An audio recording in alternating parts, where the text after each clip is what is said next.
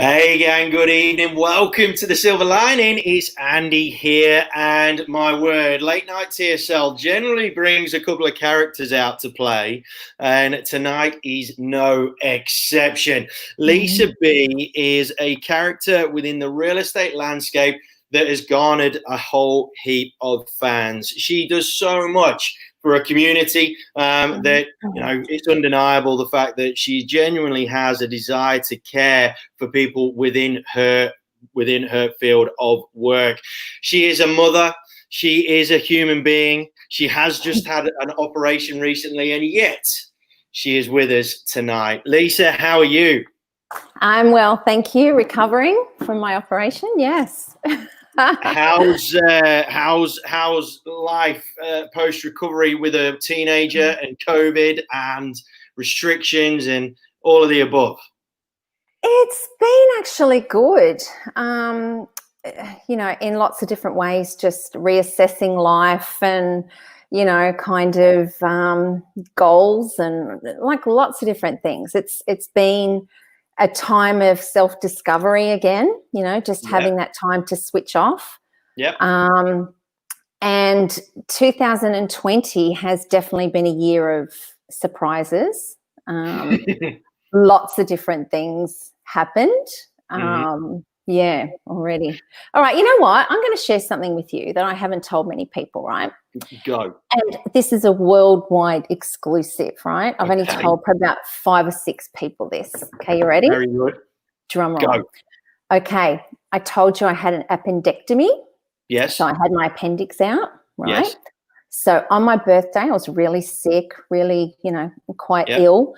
And went to the doctors. They said, look, you better go to the hospital. Went to the hospital. They said, did all the tests and everything. So I had a CT scan with the dye and everything, had all the tests, blood tests and everything, conclusive. It's your appendix. And anyway, so then I got the results back and they said, and we've also, after they did the operation, they said, we also took some of your bowel because it looked like there was, sorry, I'm going into a bit of detail here, but there was lesions and inflammation, all this sort of stuff. So had to wait 2 weeks for the results of that. And it all came back clear, right? I didn't even have anything wrong with my appendix. What? Didn't have anything wrong with my appendix. Oh. So hold on. It was a misdiagnosis. Wow. Yes. So here I am, all psyched for 2020. Then, all these new business things I was doing and then, started that. Then COVID hit and I was like, all right, okay, I can deal with this. Okay. Just about to get stuck into all the business stuff again. Yeah. And then it's my birthday, had all these plans. My son's my birthday, sick as a dog, so sick. Then ended up in hospital. And then, I had my appendix out for absolutely nothing. It was something else called diverticulitis. So you know what? 2020 is I just don't get surprised about anything anymore. It's like, I had my appendix out for nothing. What about you? They robbed your appendix. If it had been my kidney, if it had been my kidney or something, I would have thought something was suspicious. Like, there's some. Well, they're just harvesting parts. I thought it was, maybe it was sort of like some organ, scam or something. But you can't really do anything with your appendix. So, but anyway, so I went through all of that thinking, oh my God, there's something wrong. And then it was like, actually, there was nothing wrong. And I'm, that's good. And they're like, no, there's nothing wrong. And I'm like, you guys said it was conclusive with the CT scan and everything. Wow. Anyway, so it's just, I didn't need it. Well, I didn't need it and I didn't need it. You know what I mean? Ouch. So that was a worldwide. I haven't even told some of my family that. I haven't told most of my family. I only told about 4 or 5 people because you know what? I thought, there's nothing I can do about it. It's done. True. My son doesn't even know. He probably heard me just then. But, it was just like, you know what, I just won't bother telling anyone because I can't change it. I can't do anything about it. It's happened. And now I've got scars. I've got I'll always remember 2020. Well, I'd like to say that it's pretty typical of the year thus far, right? Exactly. you know, and this is the whole point around this second series, gang. For those of you that haven't tuned in before, this second series of The Silver Lining is all about the greatest comeback known to man, eradicating the language of writing off 2020 and really kicking off and firing back, and not laying down them guns until the fat lady sings, so to speak. And I think that is probably one of the more extreme 2020s we've had, when you go under the knife for no real good reason. No reason whatsoever. Nothing. Jeepers, that is a way to start off a show. There you go. Right. Let me recalibrate a sec. Now, so tell us, before we rock and roll into getting into some sort of serious stuff about how we can really sort of kick on for 2020 and rewrite the history book, so to speak, give us the MO on who Lisa B is. Give us the highlight reel, human first. Who is Lisa? What's the setup? Where have you come from, and why are you here now? Where have I come from? Well, I've been in real estate for a long time. My early 20s, opened up my own real estate office. Well, worked for somebody for a short time, only about, I think it was less than a year. Then took over their business, and so had an office very young with staff and all that sort of thing, and hadn't been in real estate very long. Loved it. Was always very driven. Always have been very driven. Always had a really good why, and I've always been a very big picture thinker, and that was a skill that I didn't know that other people didn't have, until I actually went to a seminar, and people were talking about a guy was doing like his special gifts, and there was like 20 of us in the room, and I was the only one that my gift was big picture thinking. And I was like, really, what? You guys can't do this? And they're like, no, and I was like, wow, so that's something I am very good at, is having a look at the whole picture. Like my brain looks at the aerial shot of everything, So when it comes to goal setting and all that, and helping people get to where they want to go, that's something I'm very good at, because I can kind of put the whole, have the big picture and then work out the different segments that they need to do. And a lot of people are just very focused on this part of it. You know what I mean? Like they sort of can't see the big picture. And that when you take people into a property, and it's got a purple wall on it, and it's like, oh no, I don't like it because it's got a purple wall. They can't see what it would be like with the paint being changed, or a bathroom being changed. Some people just can't see past what's there. So that's what I've always been very good at, and then sort of had different offices in different areas, down in Wollongong and up in Sydney, and then decided I wanted a lifestyle change, and that was brought about by starting training, and that was like 15 years ago. I was very big online. Like I was doing video, like I was really like one of the only ones doing video. McGrath were doing videos, and then there was nobody doing videos back then, hardly anyone. And I worked out like 40 or 30 different ways to use video in your real estate business, something like that. And I've still got that course. And agents would ring me up all the time and say, how do you do this online? How do you do that online? And so then I developed a couple of online courses, and that's how I started training, was basically the online world. And that's what I've always loved, is marketing and all that sort of thing. So it was like when I moved to Queensland, it was something that the business I've developed is something I can take anywhere in the world. So it's, like having a physical real estate business is, you're there and you can't really, travel or do whatever. And that was the style of business I wanted. Like after I read The 4-Hour Workweek and a couple of other books like that. Are you a fan of that one? Sorry? Are you a fan of Tim Ferriss? Yeah. Oh, God, yeah. Absolutely. Yeah. I loved his book. That's what I basically changed my lifestyle for. I read that book and went, oh my God. And that book, like back then, when I read that book, I was thinking, how can I implement this into real estate? And I actually wrote a couple of articles for EAC and for Elite Agent magazine, or I think it was Sold magazine back then, about the 4-hour workweek in real estate. And it was like, and it wasn't that you could really work from home back then, not like now, but that book is absolutely COVID, COVID. Yeah. It's 4-hour work week, it's working from home, it's using technology, it's using all those things. So it's just such a relevant book now. And that book, made me change my life and my lifestyle. And it was like, I want that life. I want to be able to work from wherever I am. And, so COVID suits me, to be at home, because I've worked from home for a long, long time now, and worked online for a long, long time. So, so I love coaching. I love training. I love helping people. That's me. I've always kind of been like that. Yeah. I love,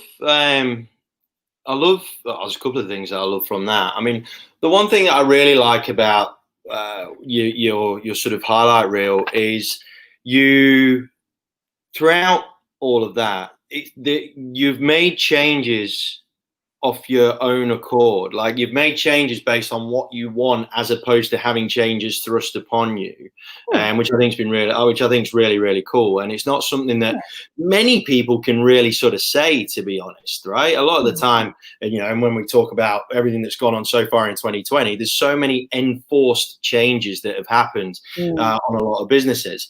Now, you mentioned that you took over the business when you were really quite young. This sort of level of inner confidence to really have the proverbial minerals to really take something like that on. What was that? Where did that come from? Was it an upbringing thing, or was it, where did that inner confidence come from? No, something I always say to my son is, what's the worst thing that can happen? Like, whenever we do anything, it's like, oh, what's the worst thing that can happen? So that's been my mantra basically all my adult life. I don't think when I was a child I was like that, but certainly in my 20s I started going, okay, well, I left the public service, I left a secure job, it was, a cushy job for the rest of my life. And it was like, no, I'm going to resign and actually go to TAFE full time for a year and do the real estate course. And what's the worst thing that can happen? So then started working in the business, and then the guy who I was working for, his wife passed away, and he came in and said to me, do you want to buy it? And he gave me a really good deal on buying it. And I'm like, geez, I'm a young female in real estate. I've been here for like, I don't know, I think it was like 8 months or something. No, nothing really. And I'm like, yeah, why not? What's the worst thing can happen? Whatever. And and that's always been my mantra, is like, if I move cities, or, whatever I do, it's always, what's the worst thing that can happen? When my son's nervous about something, he's got a karate competition, he's like, oh, Mum, I'm so nervous. It's like, all right, what's the worst thing can happen? You fall over, your pants fall down. What's the worst thing that can happen? You vomit. Pretty bad for a 13-year-old. That'd be pretty bad. Really? What's the worst thing? Flashing your bits to the world. That's not ideal. I said, I'll clean it up. It's fine. We'll get through it. Yeah, we'll get through it. So it's always like, just, just always just be saying what's the worst thing that can happen, and then know what's the worst thing that can happen. I can deal with that. So, yeah. It's not something I was born with. It was something that I've just gone, I want to live the best life that I can. I want to achieve the things that I want to achieve, and I'll do it. I don't kind of make excuses for whatever. And that's something I find very, very hard, and especially coaching is very hard, because I don't take excuses. Like I just don't, especially people say to me, oh, I can't go door knocking now. It's like, oh, for God's sake, just go and bloody do it. In my head, it's like, just go and do it. What's the worst thing that can happen, So, excuses to me are just, no, just go do it. Well, what I think, and this sort of ties in with something that was really sort of apparent to me when the lockdown happened sort of towards the end of March and what have you, and chatting through all the directors that I work with and deal with and whatnot, in the real estate side of things, and in like business generally, it was very, very obvious which directors, business owners were absolutely fine with change. So you're just you're so cool with change. It's so obvious, right? Yeah. And the ones that really panicked, the ones that the facade was very, smooth as silk, sort of made of Teflon type stuff. But when it came down to it, those enforced changes were absolutely terrifying for some real established people within the business world and within their own business. when we talk about everything that's gone on in 2020, I know that you're very comfortable with that whole notion of what's the worst that could happen. But have you, the conversations that I'm sure you will have had with, whether it's real estate salespeople or social media or whatever the case may be, how have you sort of managed to contextualize your message of what's the worst can happen, so that it actually provides a degree of comfort to those people, as opposed to lip service that they'll go, well, it's all right, it's all well and good her saying that, but you know what I mean? How do you manage to put that across? I guess making people feel like they're not alone in their thoughts, because everyone was at different stages, and some are still at different stages. So not making them feel wrong for how they felt. Because it took me, like, honestly, when this all first happened, I was quiet for about 2 weeks. I thought, I don't even know what to say. I don't even know what to think. I don't even know what to do. I was very quiet, and it was like, I need to get my head around this first. I need to kind of, I'm just going to think, no, I can see the comments come up. I didn't know I could do that. It was like, had to assess what was happening, just really had to kind of go, get my head around it, work out what I had to do, and then move forward. And some people took a lot longer to assess, assess their thoughts, assess what was going to happen. It was fine, not only health, whatever, it's also financial they were scared about. So, the two biggest things that you worry about in your life is your weight and, your health and money. So, making them feel like they're not alone in those thoughts. They had to adapt to different things. So to say, okay, well, yes, we've assessed it, and when you're comfortable, these are the ways that you can adapt. So that was very important, to give them a path, a path forward, and a plan to strategize what they're going to do. Because it's like, without a plan, you're not going to achieve anything, are you? And then just to take action, when it was right. And some of the people didn't want to take action because of, they were worried about everything else. And it was like, okay, we'll take action with a mask and sanitizer and, everything else. So, it still just feels surreal that we're talking about this, isn't it? It's like gloves and sanitizer and masks and all that sort of stuff. It still just feels, I mean, what would you being a pretty sort of laid back sort of individual in the main, what was your initial reaction? Well, I guess it was more just, like I said, I just went quiet, because I was like, holy crap, is this really a thing? Is everyone going to die? Are the zombies really going to come out, the way that they made it to be, and then it was like, you go down to the shops and life still moved on. It's like, well, hang on a minute. No, life is still going on, and, I just kept saying, the ones that were stuck in their houses for a long time really became insulated in their thoughts, and that the world was going to end.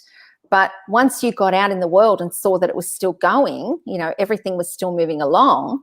It was a really interesting social experiment. Well, it still is. Yeah, that's one word for it, right? Yeah, absolutely. Now, I want to sort of take a bit of a right-hand turn and talk about a topic that I know a lot of people fear taking action, predominantly through fear of judgment and fear of reprisal and fear of backlash and so on and so forth. Obviously, we're not even talking about what's gone on recently with your recent sort of business changes and so on and so forth. Like just the ability to set up a group and be open in your thoughts and thinking and processes and so on and so forth. That is something that a lot of people will inherently struggle with when it comes to making any sorts of changes, whether it is judgment within their office, within their team, within their family, or whatever the case may be, or on a greater sort of macro level when it comes to the social media societies and communities and so on and so forth. And I really wanted to go dig into this topic with yourself, because I think you, more than a lot of people, have been very willing to throw yourself up there and have an ability to take the hits. Now, I know that we're, again, perception of people when it comes to this sort of stuff. A lot of people tend to just say, "Yeah, nah, I'm fine, I'm spot on." Don't you? You know, yeah, I'm you know, all this. But ultimately, we are all humans, and it can all have an effect at some point, right? Tell me your sort of thought processes when it comes to you putting out something new. I know that it probably comes back to this whole "what's the worst that can happen," but we've seen more recently, and at various points over the last couple of years, when people have, you know, got a little bit more vocal and what have you, that you've copped a bit of grief at one point or another, or people within your group have copped grief, and you tried to be mediator and found yourself caught in the crossfire.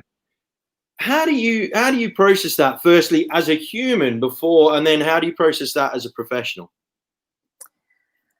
I mean, the group's called Let's Talk About Real Estate, right? So that is the goal. It's to talk about issues, whether people don't want to hear it, whether people don't like hearing it. If I think it's valid, I put it in. And if I think it's a valid point, talk about it. So some people won't like that. And I get private messages saying, you shouldn't put that in the group, you shouldn't do this, you shouldn't do that. Well, I'll sort of think, are they right or not? And then I'll make my decision. If I agree with them, I think, okay, or maybe not, you know. Mostly I give it a lot of thought before I post it, you know, that I think it's valid, you know, it is valid to talk about.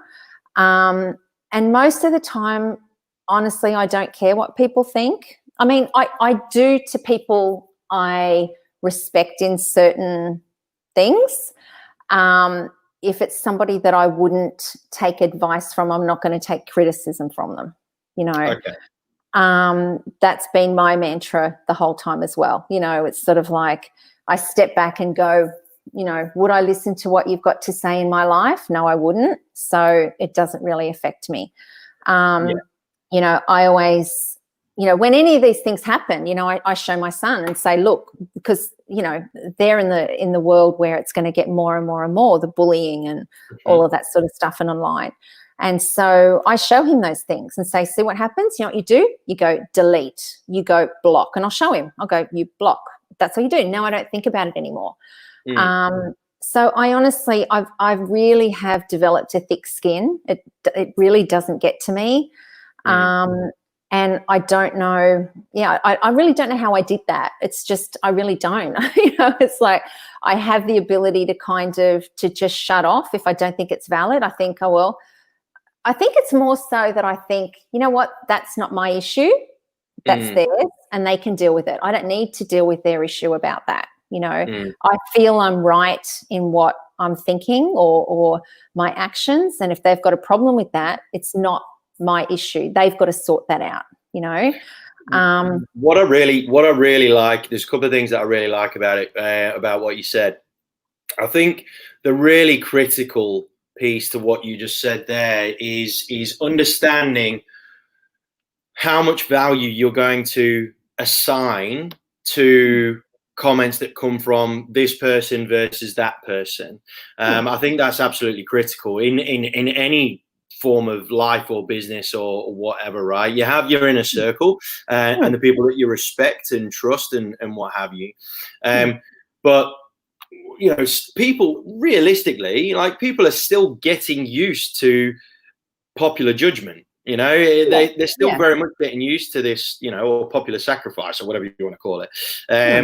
And for a lot of people, they find it, they really, the lines between what is value to you as a human being and what is just nonsense, what is just completely irrelevant as a human, to you as a human being, that line is very much blurred, I feel. And I think what you've clearly defined there is, and this is a massive tip for people to take away, is just like, even if it's just something as simple as write yourself a list of people who, so you got a physical list there of people who you actually value their opinion of. You know, you know, if they come out to you, if one of those people on that list comes up to you and says, Andy, Lisa, you're being a bit of a dick, then that's when you go, oh shit, hold on, maybe I am being a bit of an arse, and that's when you take a step back. But I think it's something that needs to be brought to people's attention in a much greater detail, because it's been getting pretty vicious as people's emotions have been heightened by everything that's going on and the extra Yeah. pressures that are coming around everybody and what have you. You know, barbs have been getting a little bit more, you know, close to the mark and what have you. And there's been a bit of a drift away from constructive, you know, conversation, right? It's very good. It's got very playgroundy. In this, put your professional hat on for a second with all your nous and ability from a social media point of view. How is this going to affect those people that are just so flippant with their remarks and comments on a platform where it's going to be there forever? Yeah, too much.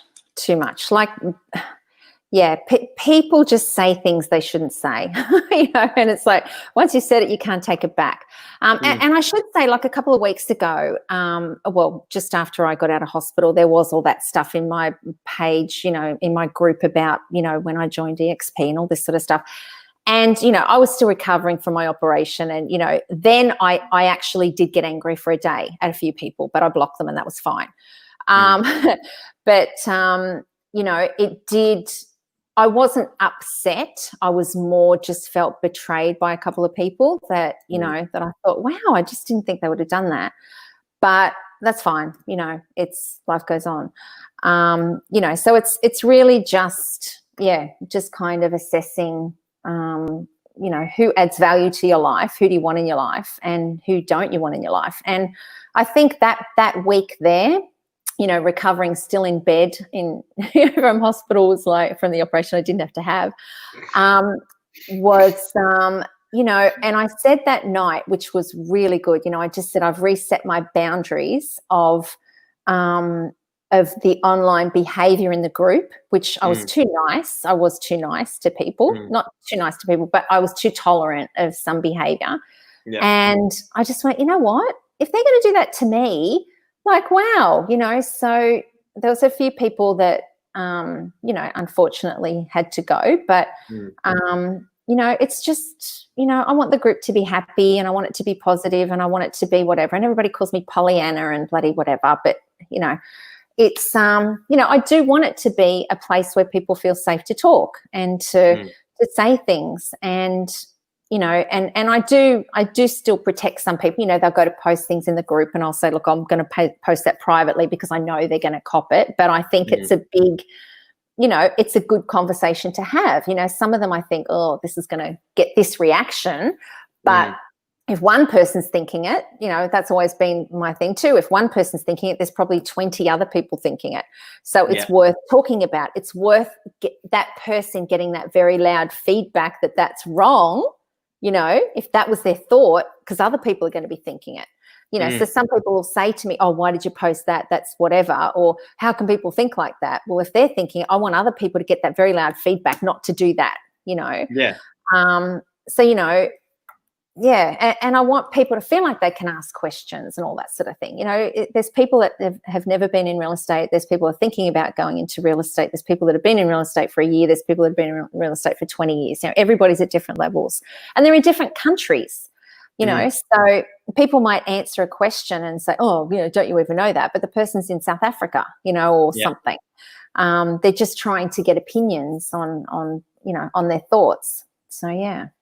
I think it's a conversation that really needs to be vocalized a lot more with respect to, look, ultimately, as an industry, everyone you would assume wants what's best for the industry, because, you know, if they're money driven or wanting to help people driven, whatever their motivation is, it's going to be a benefit to everyone if the industry gets better, essentially. No, a lot of people don't think like that, though, unfortunately. Yeah, exactly. And that's exactly why the conversation needs to be had, because, you know, because I mean, the thing is, you know, with a lot of stuff that gets bandied around and thrown out there with very, very little thinking, you know, very little thinking towards any repercussions and what have you, there's a couple of things a couple of points that I'm going to make. Firstly, like I said, people just do not understand the repercussions that it will have short, medium, long term for their business, not only from a reputation point of view within the industry, but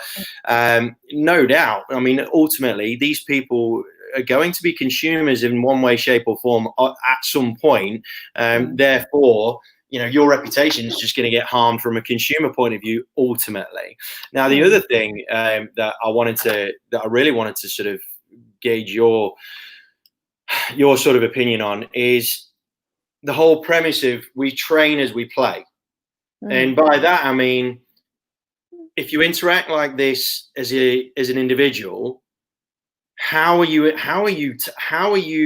then? It is impossible for you to then switch gears to be this really nice, cool, great to deal with human being to the consumer base, right? If you allow yourself to talk and behave that way privately on a massive social media platform, then what are you taking out into the field? Like, you know what? I posted on my page today. I had a conversation with a real estate agent today, and talk about ego. Just thought he was a brain surgeon, and I posted in the group. I said, "Be nice to people on the way up because you might need them on the way down." Is this a true comment? Because that's all I could think about when I spoke to him was like, you are so full of yourself and your ego is through the roof that, you treat people like crap. Like some people are just very egocentric and it's all about them and they'll probably learn the lesson at some stage, but it's with the whole topic of ego, because that's the same in any business world, right? Ego's prevalent in business. And to a lot of people, what that does, seeing behaviors like that from really egotistical types, is it can throw people too far the other way where they become too humble. And it has that sort of counter effect of making people go well within their shell, not feeling that they can be expressive because they become too guarded off the back of it. And they end up losing business because they haven't got enough of an ego to say, you know what, I'm legit.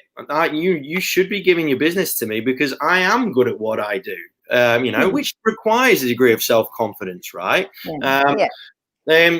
With regard, like in terms of a message that, because you having to bear the brunt of a lot of these egos on a regular basis. Daily. Those people that really, like the ones that are up and coming, these egos destroy so much young talent, so much fresh talent that's coming through and whatnot. How can you verbalize? Like, how can you say to these people, look, easy, go. All right. Like I said to my son, okay, there's ego where you love yourself. You're up here. It's so much on the outside. You've got to love yourself on the inside, and that's your confidence. That's where you get your center, you get your strength from appreciating who you are and knowing who you are and knowing you're a good person. That's the confidence. That's not ego. That's, you're loving yourself, but that's a confidence thing. That's being comfortable in yourself enough to, to be able to do those things. You know what I mean? So I think it's really, working on your inner strength, your inner confidence, then you're more comfortable to display that on the outside. Whereas most of these other ones is just look at me, look at me, look at me, look at me. They want the love from everybody else, and most of those probably haven't really got it inside, So that's what I always say to my son. It's like, you've got to love yourself, but not love yourself. There's a difference. Fine line between tell that. Yeah. There's a real fine line between confidence and arrogance, right? It really is. And I think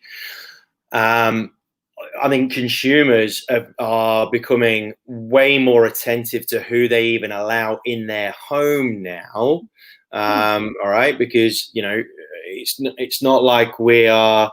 The industry it was heading towards a bit of a Macca's style, convenience sort of fast food type level of service. Whereas now, I believe, because of everything that's happened so far this year, and I think this is a key thing to take forward if you're really going to make a comeback, is being way more attuned to the fact that these people have had a lot of time to reflect on themselves and reflect on who they are and actually hear who they are, like hear these inner feelings and how they feel about stuff and all the rest of it, right?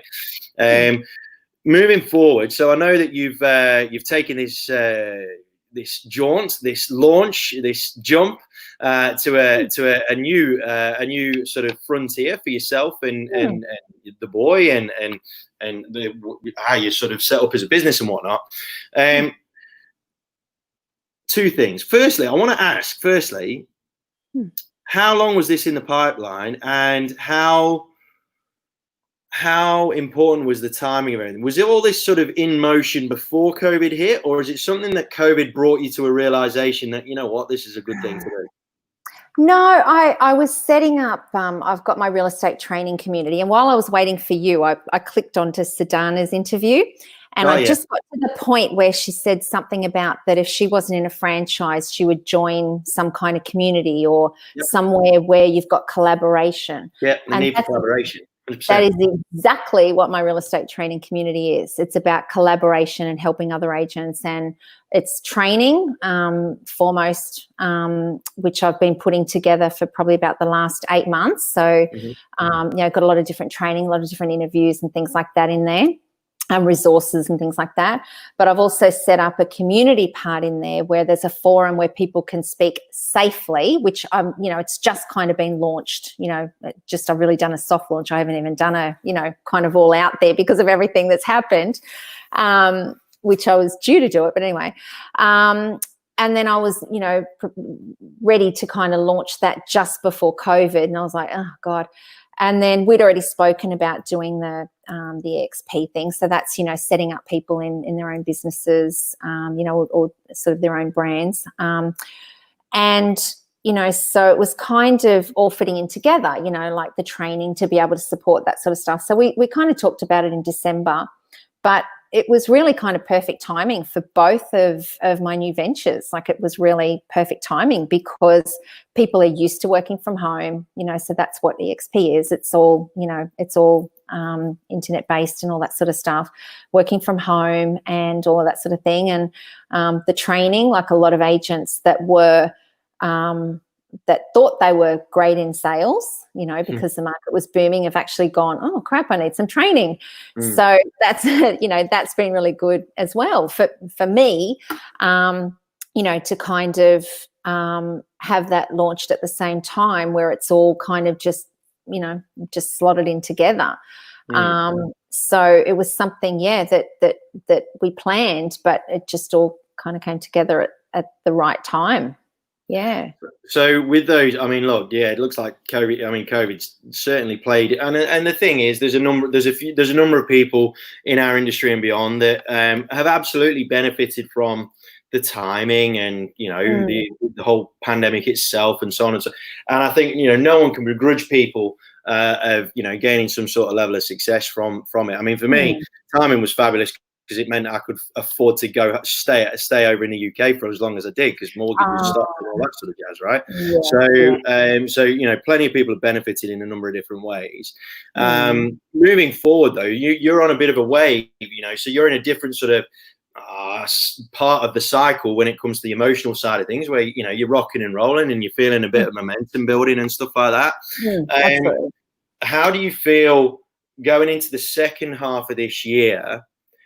How do you feel you need to play it out in order to maintain that growing level of momentum so that it doesn't sort of fizzle out? What things are you conscious of when it comes to the back half of this year? I've always got my little plan in front of me. I've got my non-negotiables every day, like my little plan, and a salesperson, I would suggest to do the same thing. You have your non-negotiables, your prospecting, whatever, mine's content creation and, all of that sort of thing. So I have my plan. I have my whiteboards. I have everything set up that I know what I need to do. I'm very big on to-do lists. So it's, you know, if it's up on my to-do list, then it's done, you know. So yeah, it's just kind of just the momentum. Like I work better when I've got things programmed in, and my real estate training community is perfect because every week I've got to provide content. So that makes me do it, you know, like when I'm accountable, it helps me. So, you know, if you find that you can't get motivated to do something, become accountable, and you find that you are, you know, make it that you have to do something. You know, so that's how I've set my life up, is that I commit to things and I'm accountable and I have to do it. So, and that's the way I like to be. I like that kind of structure. I like to know exactly what I'm doing on my whiteboards and have my little plan here. And, you know, if I can't do it that day, I move it to the next day and swap things around. But basically it's, you know, I've got my eye on what needs to be done, and I just do it. Yeah. It's definitely a lesson for me that, you know, I've always been a lover of chaos, and even I've sort of realized that there's a limit to what you can achieve by being chaotic, right? So even someone like me who is I am the anti-structure, but like even I'm like going, look, now if we're gonna really progress with a solid foundation of success. So there's a number of people that have come out of this COVID thing like a bullet a gate, and really sort of scattergun their way to try and start making up for lost ground. It's not sustainable. So I think that is a fabulous thing to point out, that two things: one, the whole structure side of things in the first place, but two, and this is the main thing for me, it's the simplicity of how you're going about it. You know, there's all these systems and, you know, magical like scripts and dialogues and blah blah blah blah blah. But what a lot of that can do is serve to complicate the individual if they're not careful, right? So I just love the simplicity in what you do. You've still just got a little bit of paper in front of you that you've got highlighted for and all that sort of jazz. It really does boil down to the simplistic things like just getting your shit done. Exactly. Like If it's on the list, get it done. Yeah, if it's on the list, you got to do it. But, you know, I'm very much like that too. Like I can say, oh, you know, oh, look, there's a butterfly. Oh, there's a butterfly, you know. And, you know, I have to make sure that I finish things, you know, because otherwise I'll have 10 different things started and whatever. Like if I start something, I know what I'm like, so I have to finish it, you know, getting a book done, you know, like whatever it is. I could have 10 books going at once, you know, I have to do one at a time. I have to get it done, you know, then, you know, I've got other things going as well, but, you know, I just need to make sure that things are completed. You know, yes. Do you do as a practice, do you do time blocking? Not really, no. Doesn't really work for me, no. Why not? I mean, well, when my son's at school, that's the time that it's kind of like whatever. But if I can't, you know, if something comes up, then I'll be working at night. You know, I kind of, if I can't do it then I'll find other times. You know, if it's not that night, then it'll be whenever. You know what I mean? It's kind of, yeah. Yeah, so you don't necessarily put yourself under the pressure to, right, I need to get this done by this time. I mean, there'll be one or two things. Yeah. Sorry. Yes. Definitely. Yeah. Deadlines. Yeah. Sorry. Okay, cool. So you do. So you set yourself deadlines and say, right, I know I need. All right. Wonderful. Yeah. Definitely. You know, that has to be done today. You know. Yeah. 100%. Yeah. Fab. Now, lastly, before I let you go, because it is getting a bit late now, late night TSL does go on for a bit. You come across, like you said yourself that you've got a pretty thick skin, and so many of the things that you've highlighted, so many of the examples have not come from you, the business person, Lisa, the real estate owner or whatever. It's come from you, the mom. You know, the amount, you know, the examples that you brought through. Yeah, I say to my son this, I say to my son that, and what have you. How do you think Lisa would have been had she not become a mum? I was still very driven. I you know what? If I didn't have Max, I wouldn't have had any balance. I would have been. That's how I was when I had my real estate offices, and before he was born, I was all in. Like it was, you know, workaholic, never had time off, you know, just insane, and I would have, I think, ended up having a heart attack or something.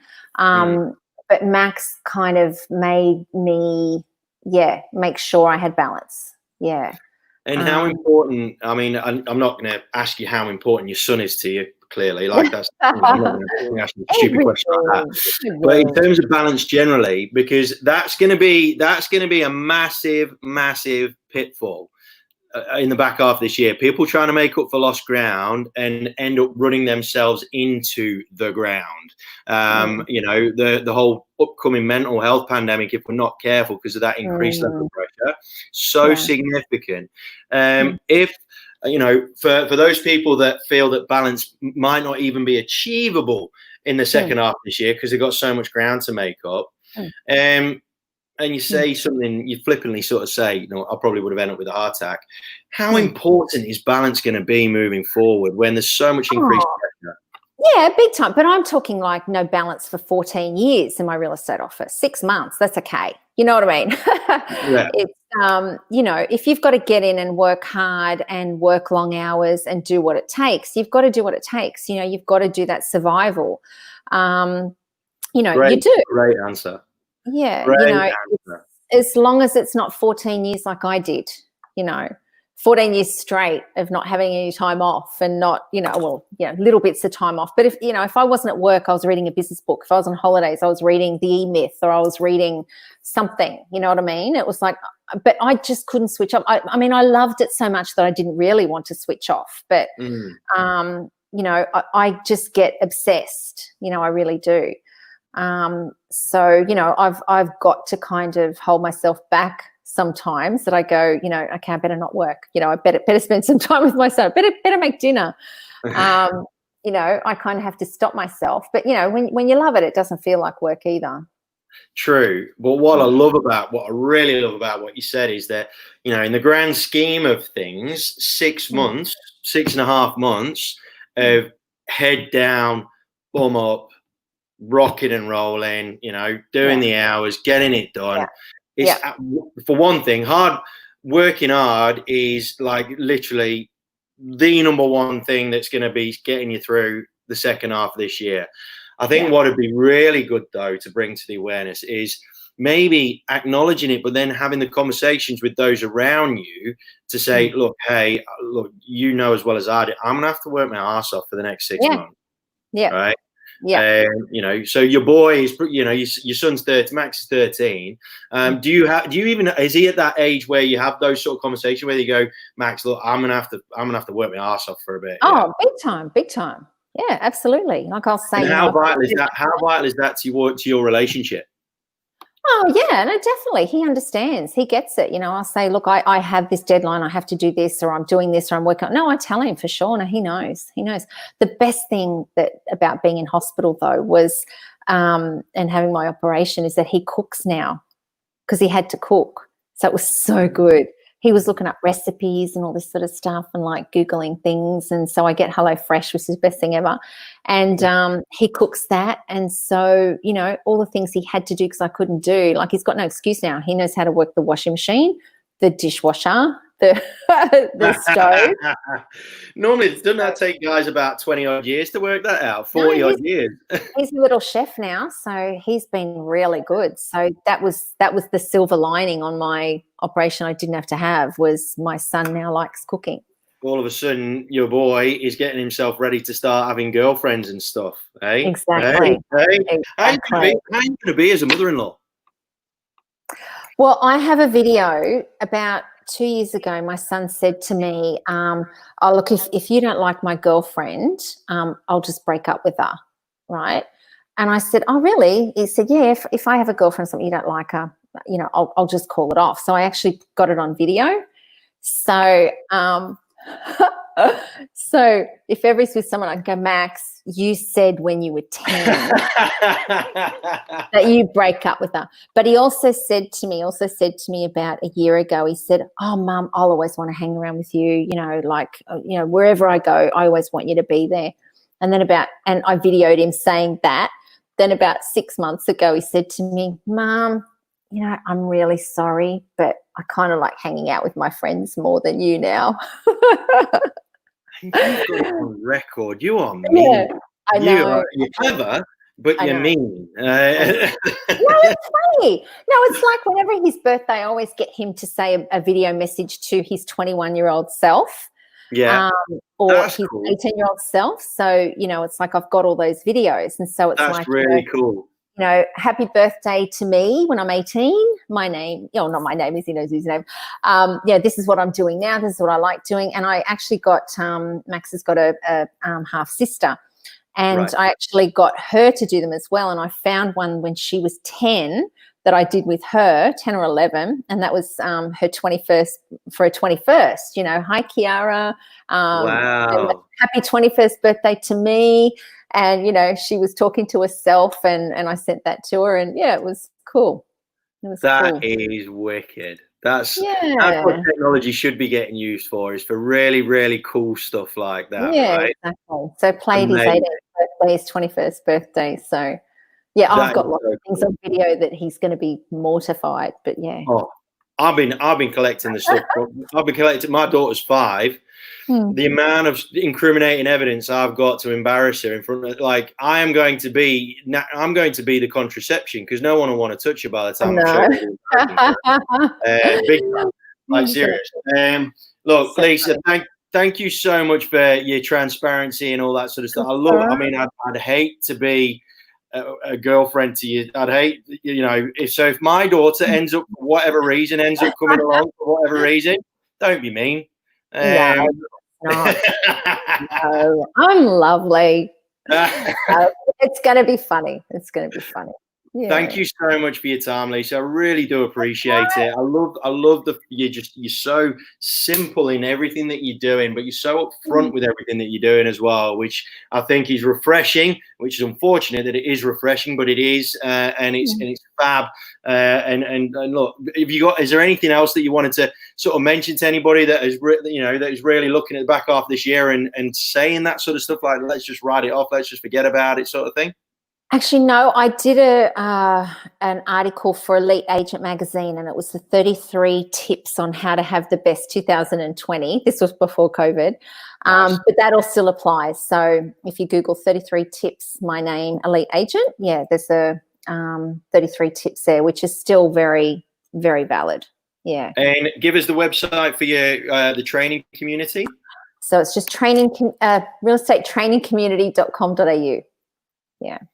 I'll pop that up on the screen. Yep. realestatetrainingcommunity.com.au. Perfect. All right, gang. Guys, make sure you have a quick look at that. If you are, especially if you're an independent, like, I love my interviews. They always seem to chain link into one another fabulously. Sardana said perfectly that, communities really, really are so important. Collaboration is critical if you're going to move forward. Lisa's platform, realestatetrainingcommunity.com.au, is the place to go to if you're in the real estate world and you are an independent, you haven't got franchise support. Go and have a look at that website. It's going to be an amazing platform. Lisa, thank you so much for your time tonight. Really do appreciate it. Go and chill out now and have yourself an amazing rest of the week.